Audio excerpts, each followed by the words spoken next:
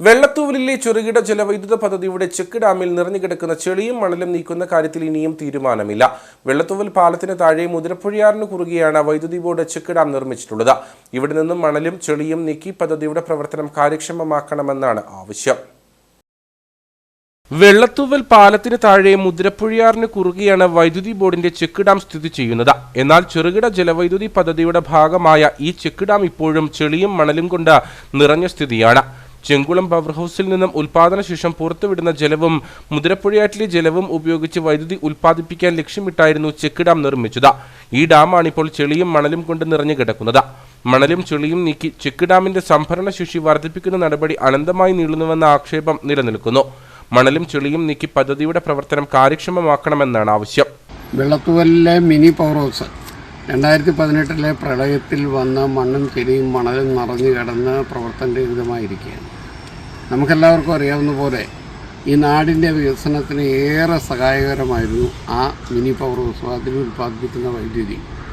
എന്തുകൊണ്ടോ ഇതിനോടൊന്നും യാതൊരുവിധ ഉത്തരവാദിത്വവും നിലവിലുള്ള ഭരണ സംവിധാനത്തിനോ വൈദ്യുതി ബോർഡിനോ ഇല്ലാത്തതാണ്. അതുകൊണ്ടാണ് ഈ രീതിയിൽ ഇത് മണലും ചെളിയും നിറഞ്ഞു കിടക്കുന്നത്.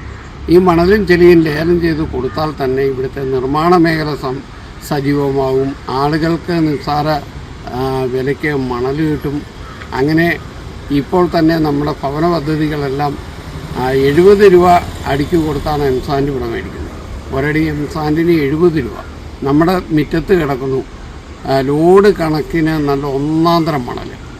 ആ മണൽ ലേലം ചെയ്ത 2-3 ഗുണങ്ങളാണുള്ളത്. ഒന്ന്, നമ്മുടെ വൈദ്യുത മേഖല സജീവമാവും. പവർ കട്ടും വൈദ്യുതി ക്ഷാമവും ഇല്ലാത്ത രീതിയിലേക്ക് നമുക്ക് മുന്നോട്ട് പോകാം. അതുകൊണ്ട് അടിയന്തരമായി തന്നെ ഈ മണൽ ലേലം ചെയ്യുവാനും വെള്ളത്തൂവൽ മിനി പവർ ഹൗസിൻ്റെ നിർമ്മാണം പൂർത്തീകരിച്ചതിന് ശേഷം വൈദ്യുതി ഉൽപ്പാദിപ്പിക്കുവാനുള്ള നടപടികളും കൂടി ആരംഭിക്കണമെന്നാണ് എനിക്ക് പറയുന്നത്. 2018 പ്രളയത്തെ തുടർന്ന് ചെക്ക് ഡാമിൽ മണലും ചെളിയും വന്ന് നിറഞ്ഞിരുന്നു. അന്ന് ജില്ലാ ദുരന്ത നിവാരണ അതോറിറ്റി ഇവിടെ നിന്നും മണൽ നീക്കാനുള്ള ചില ഇടപെടലുകൾ നടത്തുകയുണ്ടായി.